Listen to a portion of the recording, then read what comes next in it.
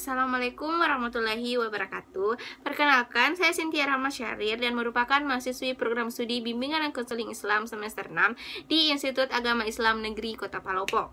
Nah, pada kesempatan kali ini, saya akan menjelaskan apa itu teknik umum konseling. Untuk mengetahui itu, langsung saja kita simak video selanjutnya. Jadi, teknik umum itu ada 11 poin. Yang pertama itu perilaku attending, yang kedua empati, yang ketiga refleksi, yang keempat eksplorasi, yang kelima menangkap pesan, yang keenam pertanyaan terbuka, ketujuh pertanyaan tertutup, yang kedelapan dorongan minimal, yang ke-9 interpretasi, yang ke-10 mengarahkan, dan yang ke-11 menyimpulkan sementara. Nah, sebelum melangkah lebih jauh mengenai penjelasan-penjelasan tersebut, saya akan menjelaskan apa itu teknik umum. Nah, teknik umum merupakan teknik yang lazim digunakan oleh konselor dalam proses konseling, atau teknik yang harus dikuasai oleh seorang konselor dalam melakukan proses konseling. Nah, poin pertama saya akan menjelaskan apa itu perilaku attending.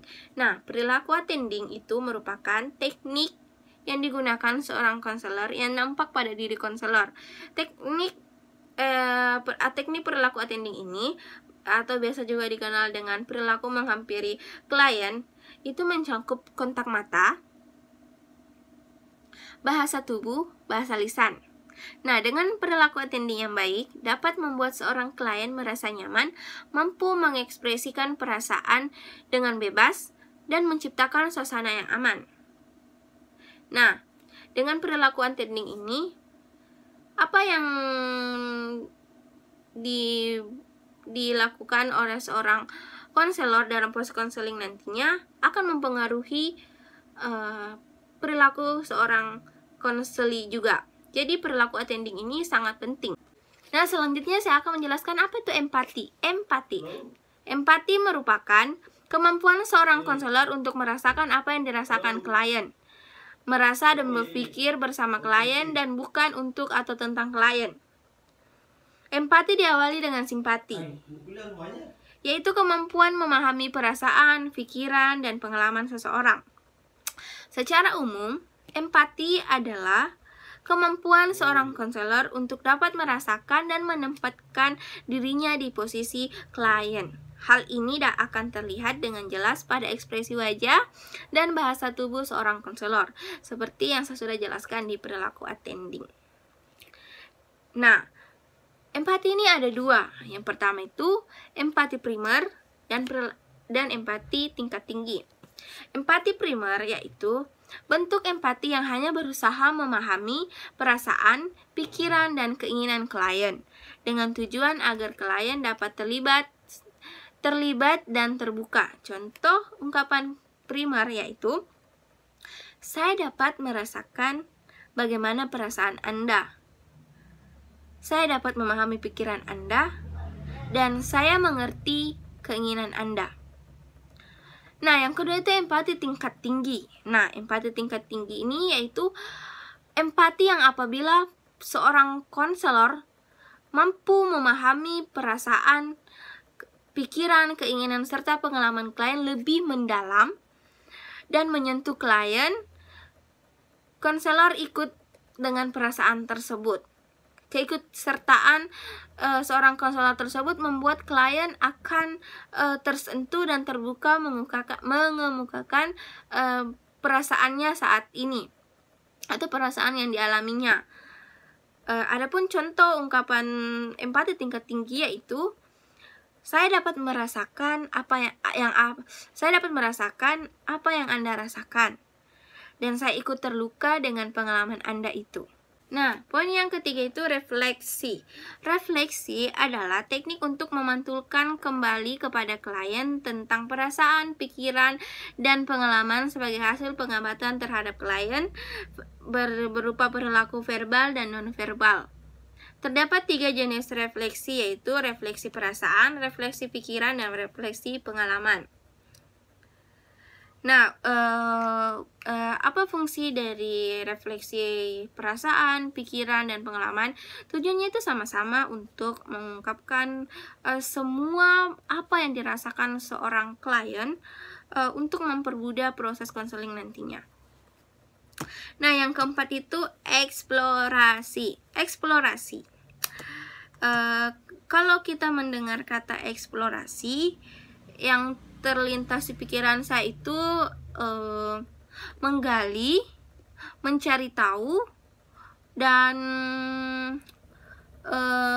lain sebagainya.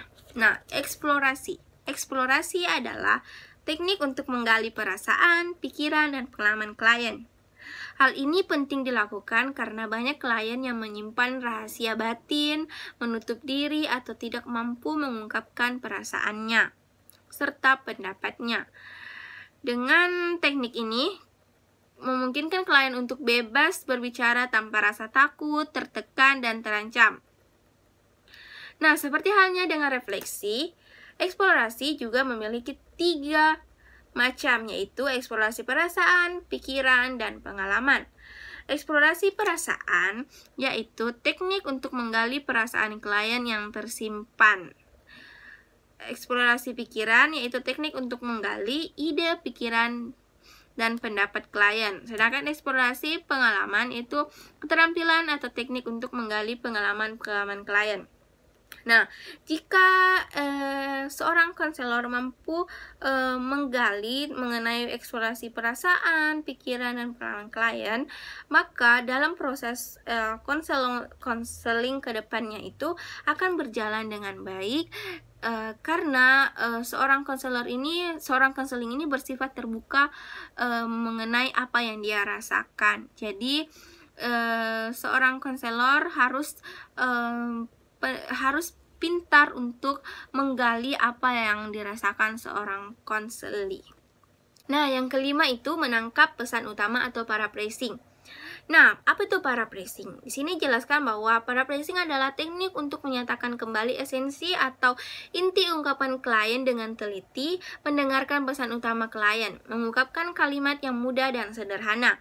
Biasanya ditandai dengan kalimat awal, adakah atau nampaknya, dan mengamati respon klien terhadap konselor.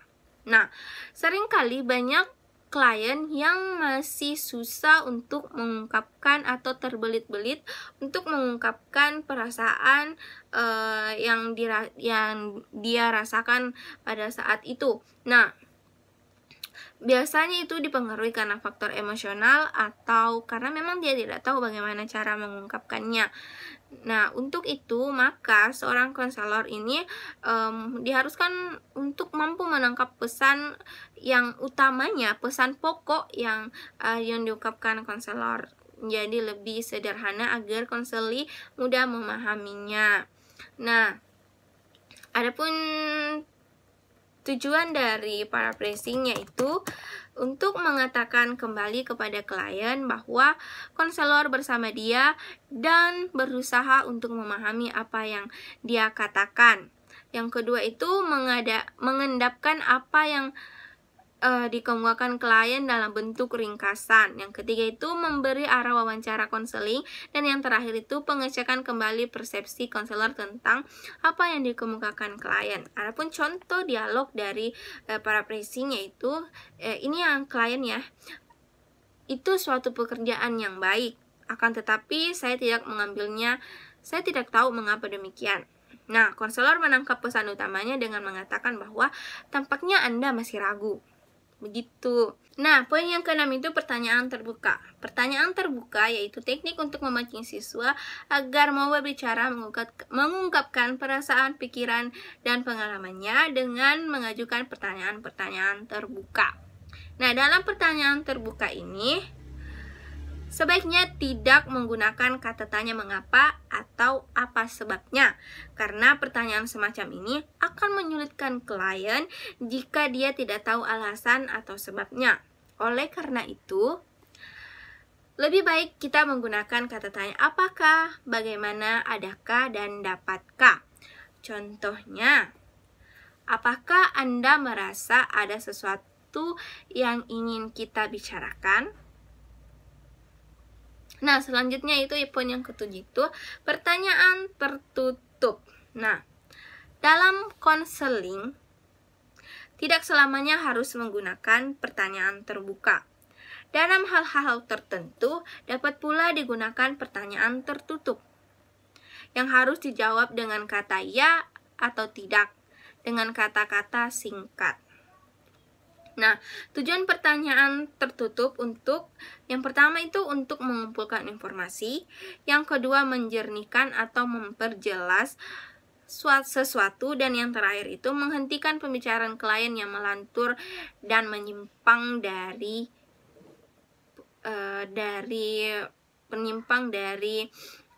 proses konseling tersebut. Contoh dialognya. Klien. Saya berusaha meningkatkan prestasi dengan mengikuti belajar kelompok yang selama ini belum pernah saya lakukan. Konselor, biasanya Anda menempati peringkat berapa? Klien 4.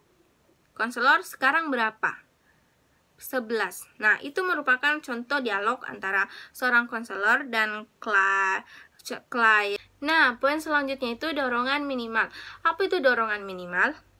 Dorongan minimal adalah teknik untuk memberikan sesuatu dorongan langsung yang singkat terhadap apa yang telah dikemukakan klien. Misalnya dengan menggunakan ungkapan oh, ya, lalu, terus, dan tujuan dari dorongan minimal ini agar klien terus berbicara dan dapat mengarah agar pembicaraan mencapai tujuan. Dorongan ini diberikan pada saat klien mengurangi atau menghentikan pembicaraannya, dan pada saat klien kurang memusatkan pikirannya pada pembicaraan atau saat konselor ragu atas pembicaraan klien. Jadi, kata oh, ya, lalu, terus, dan itu digunakan untuk membuat klien untuk terus-menerus mengutarakan apa yang dia rasakan. Nah, contohnya yaitu ini klien ya. Saya putus asa dan saya nyaris. Konselor, ya. Klien, nekat bunuh diri. Konselor, lalu. Nah, ini digunakan seperti yang saya katakan tadi untuk membuat klien untuk lebih cepat mengutarakan perasaannya. Nah, yang ke-9 itu interpretasi. Interpretasi yaitu teknik untuk mengulas pemikiran, perasaan, dan pengalaman klien dengan menggunakan teori-teori, bukan pandangan subjektif konselor, dengan tujuan untuk memberikan pandangan agar klien mengerti dan berubah melalui pemahaman dari hasil rujukan baru tersebut. Jadi di sini konselor memberikan jawaban berdasarkan teori-teori yang sesuai dari apa yang seorang klien itu katakan. Contohnya misalnya klien, ya ini klien. Saya pikir dengan berhenti sekolah dan memusatkan perhatian membantu orang tua merupakan bakti saya kepada keluarga, karena adik-adik saya banyak dan amat membutuhkan biaya. Nah, konselor di sini mengungkapkan teori-teori ya, bukan berasal dari seorang konselor sendiri, melainkan dari orang-orang atau teori-teori yang memang ada, yaitu pendidikan tingkat SMA pada masa sekarang adalah mutlak bagi semua warga negara, terutama hidup di kota besar seperti Anda. Karena tantangan masa depan makin banyak, maka dibutuhkan manusia Indonesia yang berkualitas. Membantu orang tua memang harus, namun mungkin disayangkan jika orang seperti Anda yang tergolong akan meninggalkan SMA. Nah, yang ke-10 itu mengarahkan atau direction, yaitu teknik untuk mengajak dan mengarahkan klien melakukan sesuatu.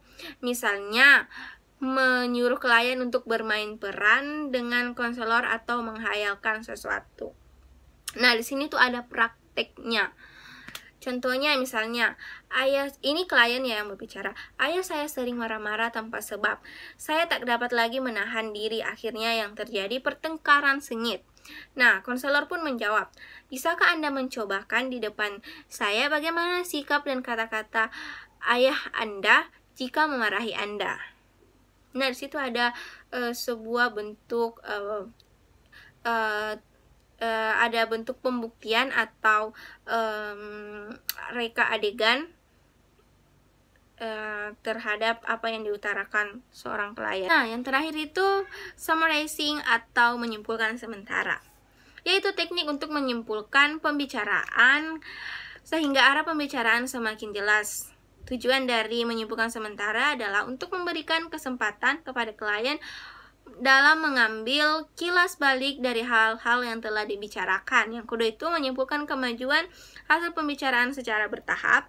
Yang ketiga meningkatkan kualitas diskusi. Dan yang keempat mempertajam fokus pada wawancara konseling. Nah, itulah tadi penjelasan saya mengenai teknik umum bimbingan dan konseling. Jadi teknik umum dan bimbingan konseling itu sangat penting harus dimiliki seorang konselor, karena teknik umum ini merupakan dasar yang harus dimiliki seorang konselor untuk kelancaran proses kelangsungan nantinya, proses bimbingan konseling nantinya.